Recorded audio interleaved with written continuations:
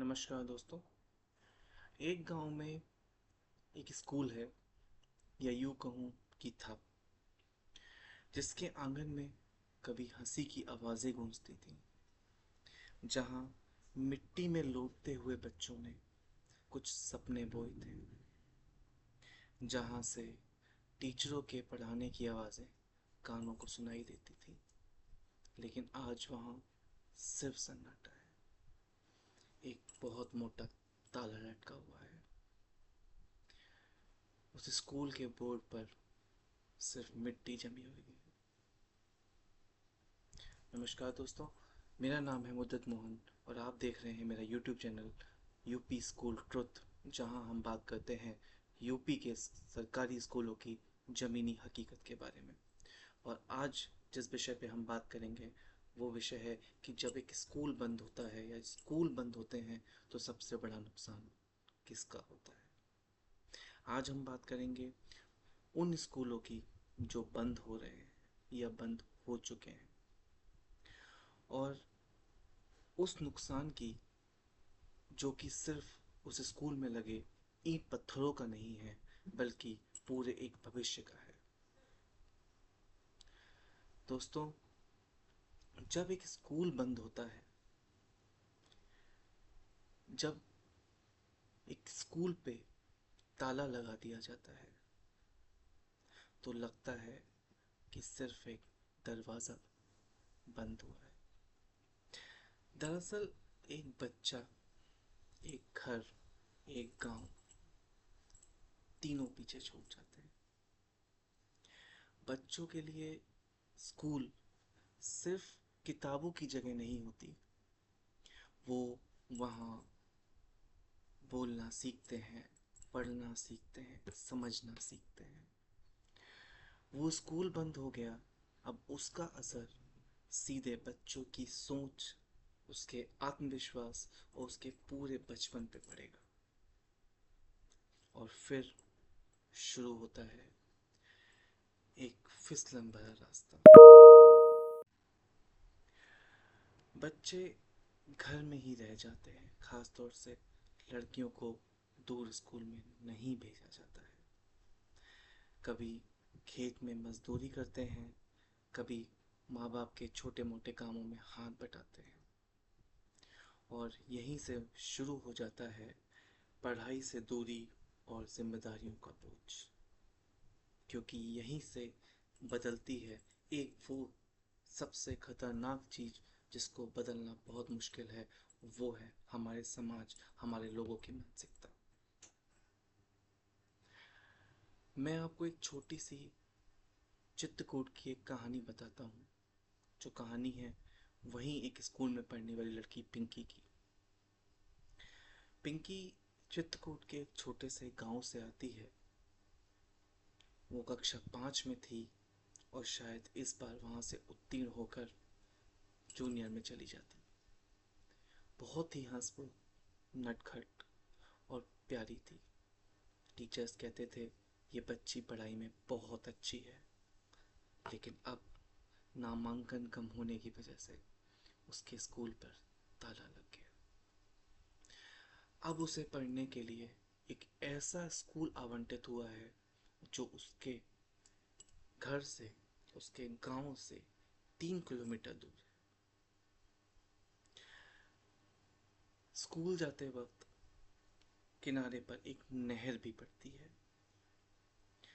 और उसकी माँ से जब बात की तो उसकी माँ कहती है कि बारिश के दिनों में नहीं भेज सकते, क्योंकि नहर में पानी बढ़ जाता है और कीड़े मकोड़े जैसे सांप सड़क पर आ जाते हैं।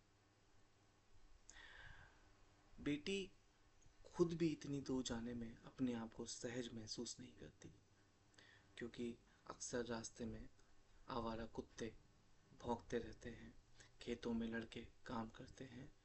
उससे भी उसको एक असुरक्षा का भाव महसूस होता है, जो कि बहुत बहुत लाजमी है। तो पिंकी अब घर पे ही रहती है।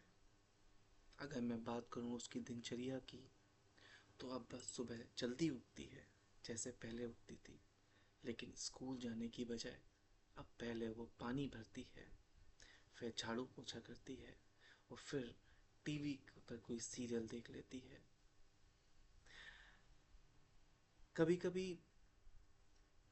कॉपी लेकर कुछ पढ़ने या लिखने बैठ जाती है, लेकिन जब उसे कोई शब्द याद नहीं आता या उसे वो किसी ऐसी जगह पे आके फंस जाती है जहां उसे उसके आगे का कुछ समझ नहीं आता, तब वो धीरे से उस पेंसिल को रख देती है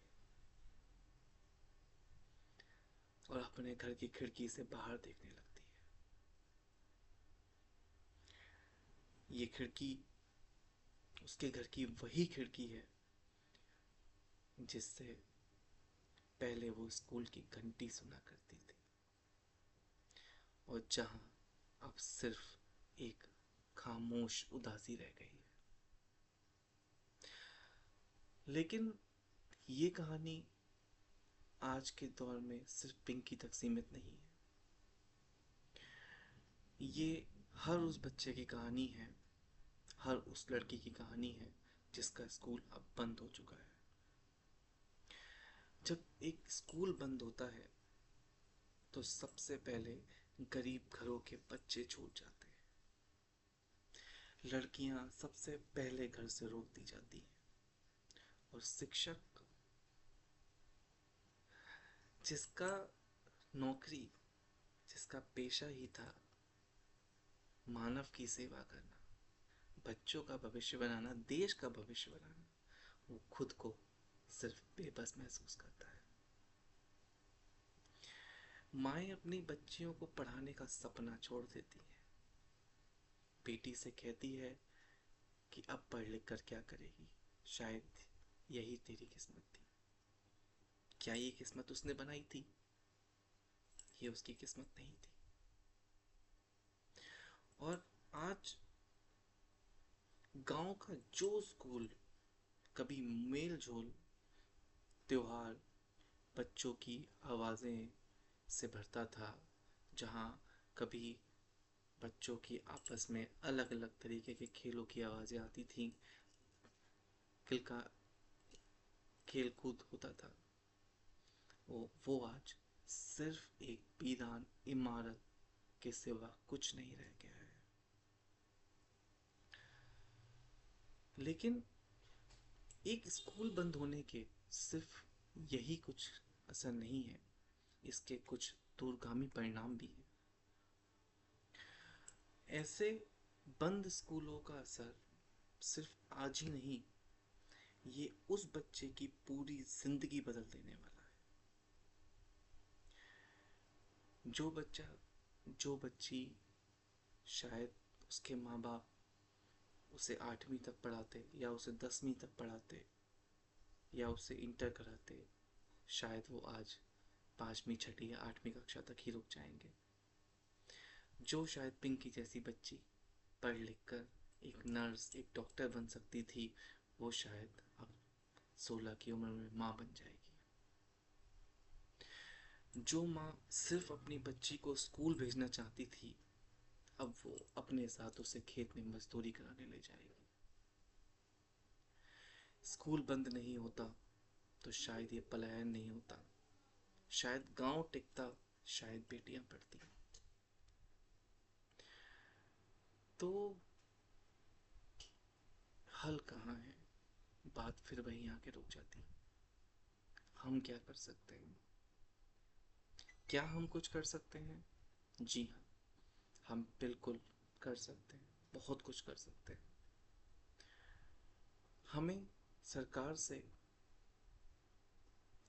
जिस ब्लॉक में हमारा स्कूल है, उस स्कूल में उस ब्लॉक के बैठे हुए अधिकारियों से हमें ये सवाल करना चाहिए, हमें ये पूछना चाहिए कि क्या स्कूल मर्ज होने से पहले जहां आपने दूसरा स्कूल दिया था, क्या उसकी दूरी का ध्यान रखा था? क्या आपने सुरक्षा का ध्यान दिया था? बच्चे वहां तक कैसे पहुंचेंगे, इस बात का ध्यान दिया था? और अगर स्कूल बंद हो गया तो क्या उस जगह पर एक डिजिटल लाइब्रेरी, एक समुदाय लाइब्रेरी या कोई एक लर्निंग हब में आपने उसको बदला, या उसे सिर्फ एक वीरान इमारत की तरह छोड़ दिया?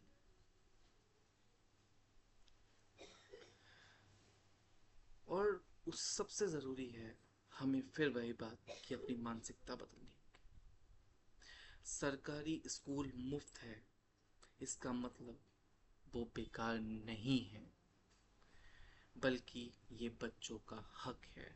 हमारा फ़र्ज़ है कि हम उन्हें वहाँ तक पहुँचाएं। अगर स्कूल बंद हो गया तो बच्चे के सपने धीरे धीरे बंद होने लगेंगे, और ये हमें समझना होगा। पिंकी सिर्फ एक बच्ची नहीं है, वो पूरे समाज का आईना है। अगर वो पीछे रह गई तो हम सब पीछे रह जाएंगे। हम सबको एकजुट होकर इसके खिलाफ आवाज़ उठानी होगी, और साथ बंद मुट्ठी सब कुछ कर सकती है। बंद मुट्ठी लाख की, खुल जाए तो खाक की। इसी के साथ मैं इस वीडियो को समाप्त करूंगा। नमस्कार। जय हिंद। जय भारत। जय शिक्षक।